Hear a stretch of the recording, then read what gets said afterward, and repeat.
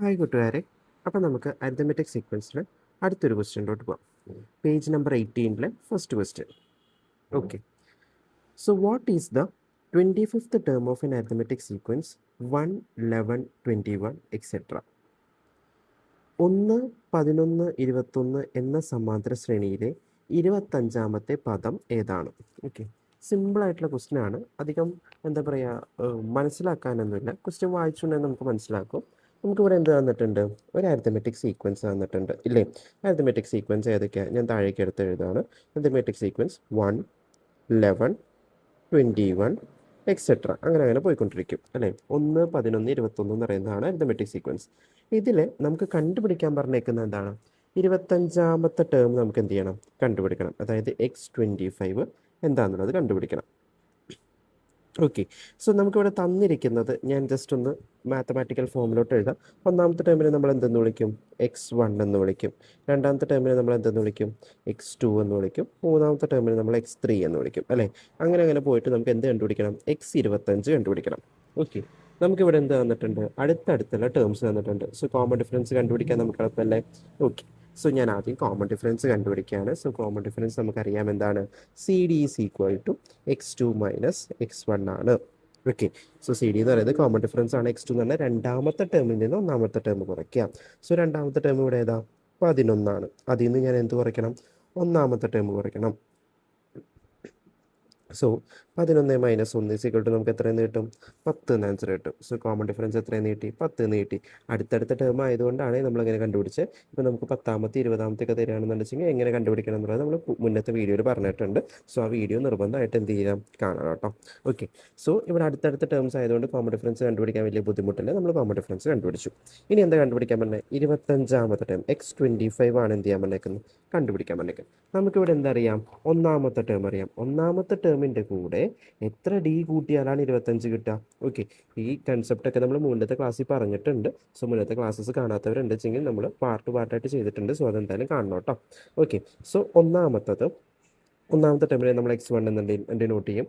ഒന്നാമത്തെ ടേമിൻ്റെ കൂടെ എത്ര ഡി കൂട്ടിയാലാണ് x25 കിട്ടുക? എളുപ്പവഴി ഞാൻ പറഞ്ഞിട്ടുണ്ടായിരുന്നു. ഒന്നിൻ്റെ കൂടെ എത്ര നമ്പർ കൂട്ടുമ്പോഴാണ് 25 കിട്ടുന്നത്?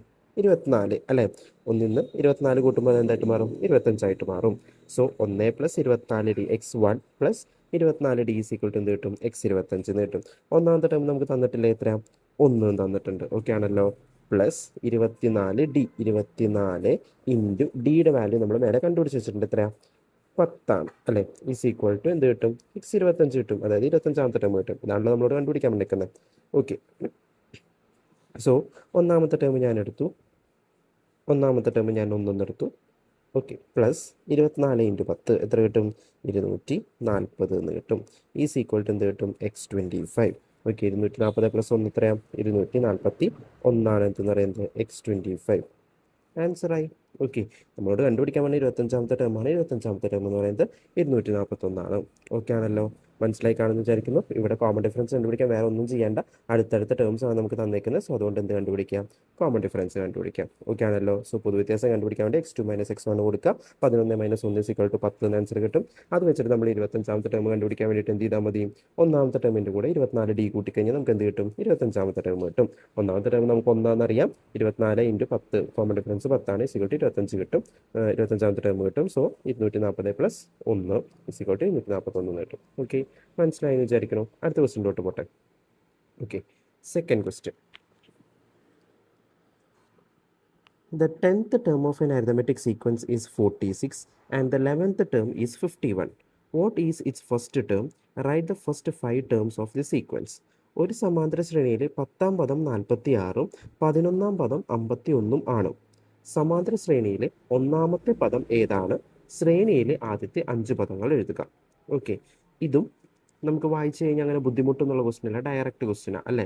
നമുക്ക് എന്തൊക്കെ തന്നേക്കുന്നത് എന്നുള്ളത് ആദ്യം എടുത്ത് എഴുതാം. ഓക്കെ, സോ ഒന്നാമത് തന്നിരിക്കുന്നത് 10ാമത്തെ ടേം തന്നിട്ടുണ്ട്. 10ാമത്തെ ടേമിൽ നമ്മൾ എങ്ങനെ ഡിനോട്ട് ചെയ്യും? x10 എന്ന് പറഞ്ഞിട്ട് ഡിനോട്ട് ചെയ്യും അല്ലേ? x10 എത്രയും തന്നിട്ടുണ്ട്? 46 എന്ന് പറഞ്ഞിട്ടുണ്ട്. അടുത്തത് 11ാമത്തെ ടേം x11 അല്ലേ? അത് എത്രയും തന്നിട്ടുണ്ട്? 51. ഓക്കെ ആണല്ലോ. സോ ഫസ്റ്റ് 10ാമത്തെ ടേമിൽ തന്നിട്ടുണ്ട്, 11ാമത്തെ ടേമിൽ തന്നിട്ടുണ്ട്. നമുക്ക് എന്തൊക്കെ കണ്ടുപിടിക്കാൻ പറഞ്ഞിരിക്കുന്നത്? ആദ്യം x1 കണ്ടുപിടിക്കാൻ പറഞ്ഞിട്ടുണ്ട്. x1 എത്രയാണെന്ന് കണ്ടുപിടിക്കണം. അതുപോലെ ആദ്യത്തെ 5 ടേംസ്, അതായത് x2, x3, x4, x5 നമ്മൾ എന്ത് ചെയ്യണം? കണ്ടുപിടിക്കണം. ഓക്കെ ആണല്ലോ? ക്വസ്റ്റ്യൻ മനസ്സിലാവായില്ലല്ലോ? ഓക്കെ, സമാന്തര ശ്രേണിയിലെ 10-ാം പദം തന്നിട്ടുണ്ട്, അതുപോലെ 11-ാം പദം തന്നിട്ടുണ്ട്. ഓക്കെ, ഇവിടെ 10-ാം പദം 11-ാം പദം അടുത്തടുത്ത് കിടക്കുന്നതല്ലേ? 10 കഴിഞ്ഞാലല്ലേ 11. സോ അടുത്തടുത്ത് കിടക്കുന്നതായതുകൊണ്ട് നമുക്ക് കോമൺ ഡിഫറൻസ് കണ്ടുപിടിക്കാൻ സുഖമല്ലേ? എങ്ങനെയാണ്? C D is equal to x2 minus x1 എഴുതുന്നതിനേക്കാൾ നല്ലത് ഇവിടെ നോക്കിയാൽ അടുത്തടുത്ത 2 പദങ്ങൾ, അതാ ഞാൻ പറഞ്ഞ കൺസെപ്റ്റ് മനസ്സിലാക്കുന്നത് കുറച്ചുകൂടി എളുപ്പമായിരിക്കും. നമ്മളിവിടെ x1 x2 ഒക്കെ തന്നിട്ടുണ്ടോ? ഇല്ല, അതൊക്കെ കണ്ടുപിടിക്കാനുള്ളതല്ലേ. സോ കോമൺ ഡിഫറൻസിന് വാല്യൂ കൊടുക്കാനൊന്നുമില്ല എന്ന് പറഞ്ഞിട്ട് ഇരിക്കരുത്. ഇവിടെ നോക്കി അടുത്തടുത്ത 2 പദങ്ങൾ, അതായത് x11 നിന്ന് നമ്മൾ എന്ത് മൈനസ് ചെയ്യണം? x10 മൈനസ് ചെയ്യണം. പിള്ളേർ പൊതുവേ തെറ്റിക്കാറുള്ളതാണ് ഇവിടെ.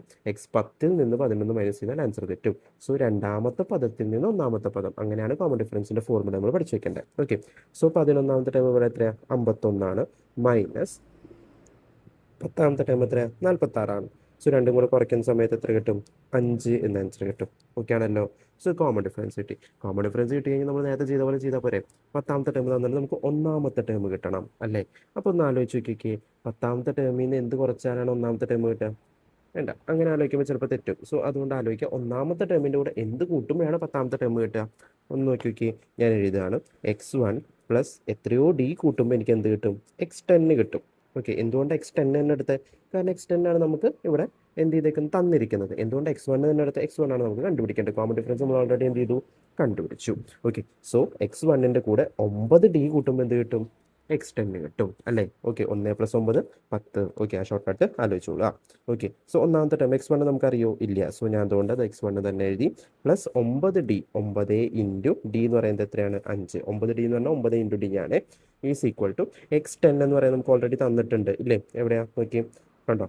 46. ഓക്കെ ആണല്ലോ? സോ x1 ഞാൻ അതുപോലെ തന്നെ എഴുതി. Plus 9 into 5 45 is equal to 46. Okay, ഇനി x1 ആണല്ലോ എനിക്ക് കണ്ടുപിടിക്കേണ്ടത്. സോ ഈ 45 ഞാൻ എന്ത് ചെയ്യാണ്?